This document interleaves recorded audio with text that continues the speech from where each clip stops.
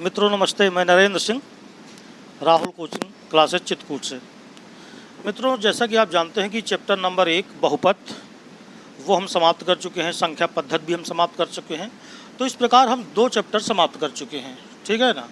अब हम आज तीसरे चैप्टर जिसका नाम है 2 चरों वाले रैखिक समीकरण, इसको हम पढ़ने जा रहे हैं। लेकिन इसके पहले आप ये जान लीजिए कि 2 चरों वाले रैखिक समीकरण होते क्या हैं। जैसा कि आप जानते हो कि 2 चर, क्लास 9th में आपने 2 चर शब्द सुना था, बहुपद शब्द सुना था, 1 चर वाला बहुपद सुना था। 2 चर का मतलब ऐसा समीकरण हमको लेना है जिसमें 2 वेरिएबल हों, 2 चर हों। और समीकरण का मतलब ये होता है कि जिसमें लेफ्ट हैंड साइड भी हो और राइट हैंड साइड भी हो। क्योंकि बहुपद में आपने देखा था कि केवल एक पक्ष होता था, जैसे fx बराबर आप लिख देते थे। समीकरण में 2 पक्ष होंगे, एक लेफ्ट हैंड साइड होगा और एक राइट हैंड साइड होगा। रैखिक शब्द का मतलब ये होता है कि जो एक घातीय हो, यानी वेरिएबल की जो पावर है वो 1 होनी चाहिए। जैसे मैं यहाँ पर अगर आपको लिख के दिखाऊं कि कोई समीकरण जैसे मैं लिखने वाला हूँ, और अगर मैंने लिखा x² + y² = 3, तो अगर आप इसको गौर से देखो तो इसमें x² है, y² है तो 2 चर, इसमें एक चर है x और एक चर है y, लेकिन इसमें 2 पावर है और y में भी 2 पावर है। तो ये समीकरण है, 2 चरों में भी समीकरण है, लेकिन ये रैखिक नहीं है। क्योंकि रैखिक समीकरण वो समीकरण होता है जिसमें जो चर की घात होती है वो केवल 1 होती है।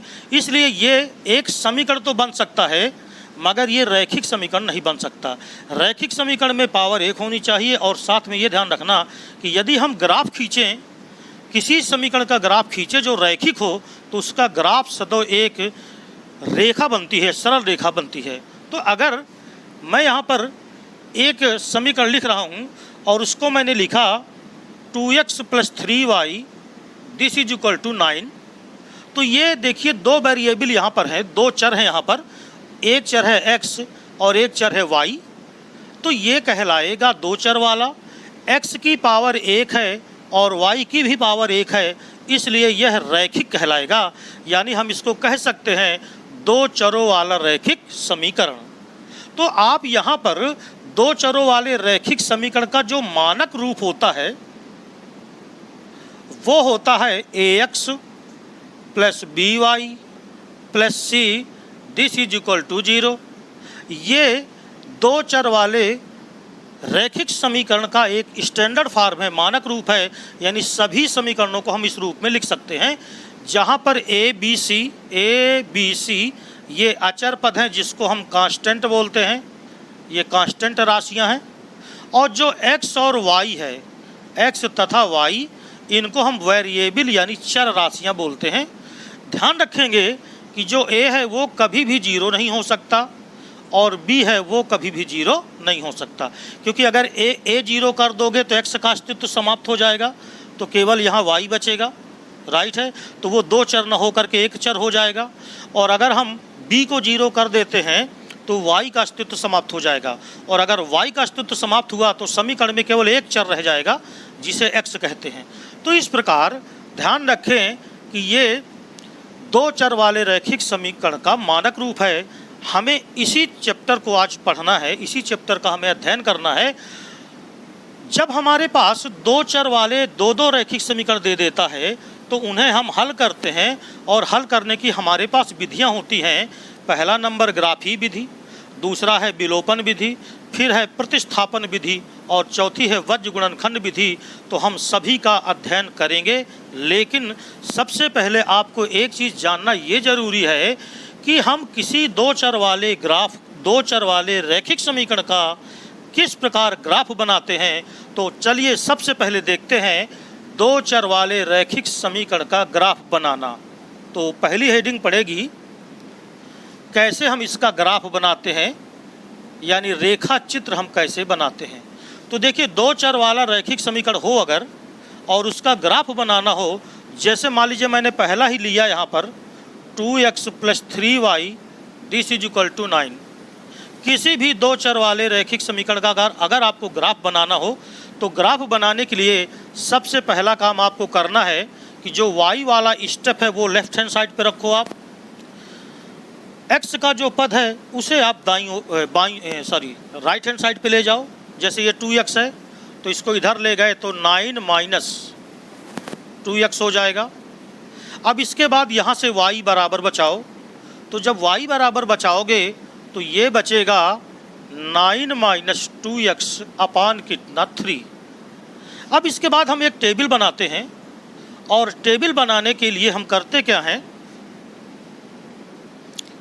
x की वैल्यू हम अपने मन से रखते जाते हैं, जो हमारा मन हुआ वो रख दिए। जैसे मान लीजिए यहाँ हमने x लिखा, यहाँ y लिखा, इस प्रकार यहाँ पर x की कोई वैल्यू रखेंगे, यहाँ पर x की कोई वैल्यू रखेंगे, उसके सापेक्ष y आएगा वो यहाँ लिखेंगे। तो इस प्रकार x और y के मान हम निकाल लेते हैं। जैसे सबसे पहले x को हमने यहाँ पर 0 रखा, तो जब हम x को 0 रखेंगे तो 2 गुणे 0 तो 0 आएगा, और 9 में 0 गए तो 9 आया, 3 से भाग दिया तो 3 त्रिकाई 9, यानी y का मान कितना आया 3। तो यदि हम x की वैल्यू को 0 रखें तो y अपने आप क्या आ जाता है 3। अच्छा, इसके बाद अगर हम इसको हम रख दें, यहाँ पर आप कुछ भी मान रख सकते हैं। जैसे आपने रखा 3, x की वैल्यू को तुमने 3 रखा तो 3 दूनी 6, 9 में 6 गए 3, और 3 में 3 का भाग दिया तो 1 आया, यानी इसकी वैल्यू आई कितनी 1। बात समझ में आ गई। अब इसके बाद अगर आप चाहो तो यहाँ कोई माइनस का भी मान ले सकते हो।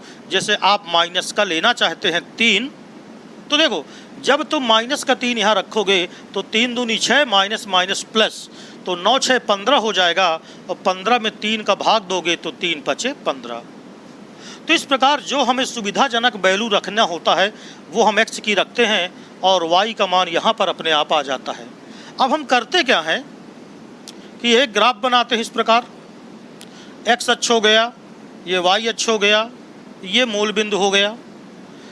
यहाँ पर हम 1 2 3 4 5, 1 2 3 4 5 ये हम पॉइंट रख लेते हैं, बराबर दूरी के पॉइंट यहाँ पर रख लेते हैं। ऐसे जो पहला पॉइंट है वो x है 0 और y है 3।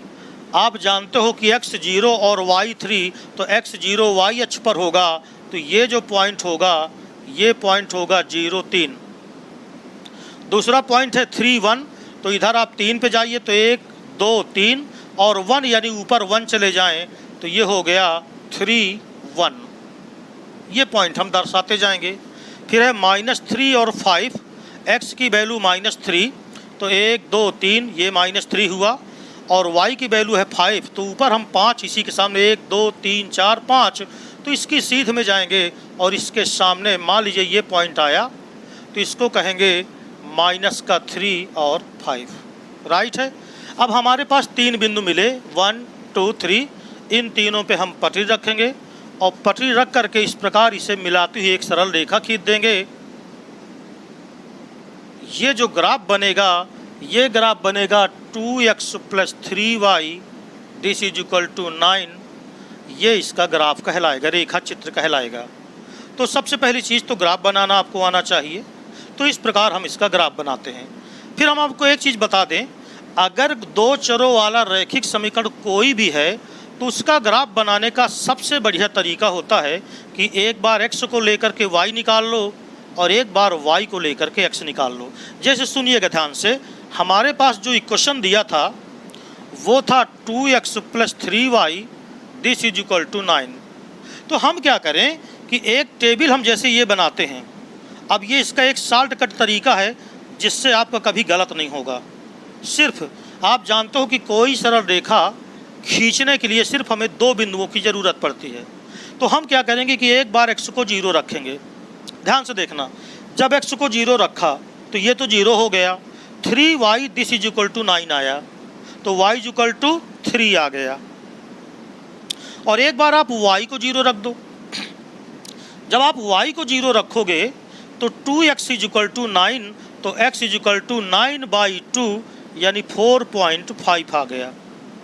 और बस अब आप एक बार 0 3 पॉइंट ले लो, तो 0 3 पॉइंट आप जानते हो 0 3 ये पॉइंट आपका हो गया पहला पॉइंट।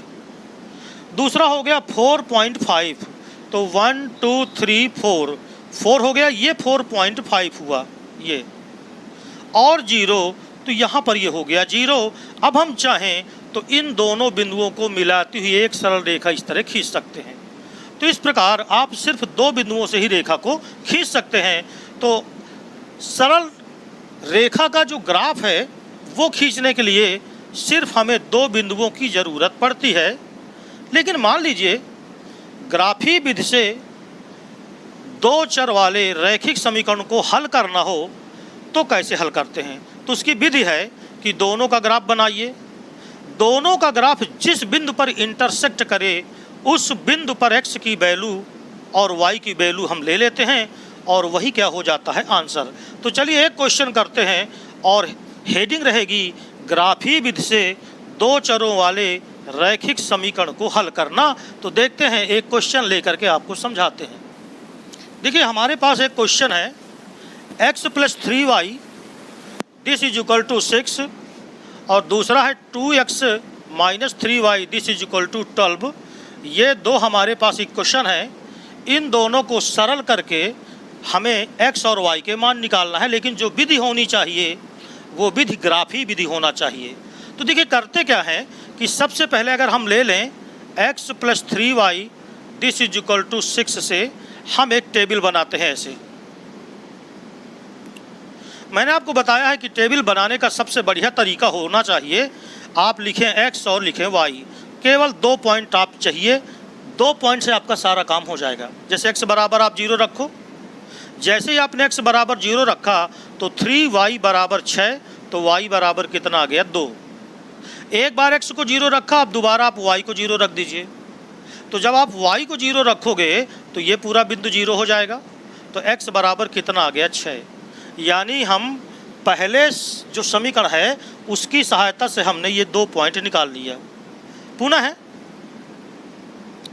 अब जरा आप दूसरा वाला लीजिए 2x - 3y बराबर 12। अब इसकी सहायता से अब आप फिर से टेबल बनाओ। फिर मैंने बताया आपको टेबल बनाने का तरीका क्या होगा। यहाँ x लिखें, यहाँ y लिखें, केवल 2 बिंदु x बराबर 0 रखो, ये 0 हो गया। 3y बराबर 12 तो y बराबर 4 आएगा, मगर काहे का माइनस का, तो ये बिंदु आ गया। दोबारा आप y को 0 रख देना, तो जैसे ही y को 0 रखा तो 2x बराबर आया 12, तो x बराबर कितना आया 6। अब हम दोनों के ग्राफ बनाने जा रहे हैं। तो देखिएगा ध्यान से, ये x अक्ष हो गया, ये y अक्ष हो गया, ये मूल बिंदु हो गया। अब कितने पॉइंट हमें x अक्ष पर लेना है? कम से कम 1 2 3 4 5 6 1 2 3 4 5 6 और आगे आप चाहें तो 7, चाहे जितने ले लें। इधर देखिए 1 2 3 4 5 6 7, इधर 1 2 3 4 5 6, इधर 1 2 3 4 5 6 7। और प्रयास ये करिए कि जितनी दूरी पे आप ये ले रहे हो एक पैमाना मान लें कि जैसे 1 सेंटीमीटर या 5 सेंटीमीटर बराबर 1 है ना, तो 10 बराबर 2, 15 बराबर 3, ऐसे पैमाना मानते चले जाएंगे। चलिए पहला पॉइंट देखिए, पहला वाला ग्राफ बन रहा है 0 2। देखिए 0 हो गया, 2 तो 1 2, ये पॉइंट हो गया 0 2। दूसरा पॉइंट है 6 0, तो 1 2 3 4 5 6 और 0, तो ये हो गया 6 0। याद रखना y अगर 0 है तो x अक्ष पर ही रहोगे और अगर x 0 है तो y अक्ष पर रहोगे। अब ये 2 पॉइंट हमें मिले, इन दोनों पे आपको पटरी रख करके और इस तरह मिलाते हुए सरल रेखा खींच देना है। तो ये जो आएगा ये किसका ग्राफ आया? x + 3y this is equal to 6। पहला ग्राफ बन गया, ये पहला ग्राफ हो गया। दूसरा देखिए 0 - 4, तो ये तो 0 हो गया, -4 तो 1 2 3 4, ये हो गया 0 -4। ये y डैश की तरफ माइनस, x डैश की तरफ इधर माइनस, -1 -2 -1 -2, इसी तरह -4 -3, ये पॉइंट हो गए। दूसरा है 6 0, तो 6 0 आपके सामने है। अब आपको करना क्या है, एक पॉइंट ये मिला और एक पॉइंट ये मिला, इन दोनों को मिलाते हुए एक रेखा खींच दो।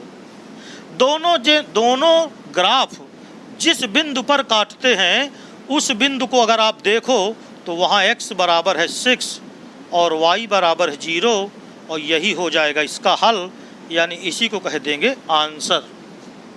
बात समझ में आ गई? कभी भी ग्राफी विधि से दो चर वाला रैखिक समीकरण अगर आपको हल करना है तो आपको दोनों के ग्राफ बनाना है। दोनों ग्राफ जिस बिंदु पर इंटरसेक्ट करें उसी का पहला पॉइंट x की वैल्यू और दूसरा पॉइंट y की वैल्यू कहलाएगी। दोनों के ग्राफ बनाने के लिए सबसे बढ़िया तरीका है, टेबल बनाते समय एक बार x को 0 लेकर के y निकाल लो, दूसरी बार y को 0 लेकर के x निकाल लो। तो इस प्रकार आपको दो पॉइंट मिल जाएंगे। आप जानते हो कि किसी सरल रेखा को ज्ञात करने के लिए सिर्फ हमें दो बिंदुओं की ही ज़रूरत पड़ती है। तो ये कहलाता है ग्राफी विधि से दिए गए दो चरों वाले रैखिक समीकरणों को हल करना। अब अगली बार जब हम आएंगे तो दिखाएंगे कि कब दो सरल रेखाएं या दो चरों वाले रैखिक समीकरणों का कब कोई हल नहीं होता, कब केवल एक अद्वितीय हल होता है और कब अनंततः अनेक हल होते हैं। तो इस प्रकार ये पहला भाग समाप्त हो गया।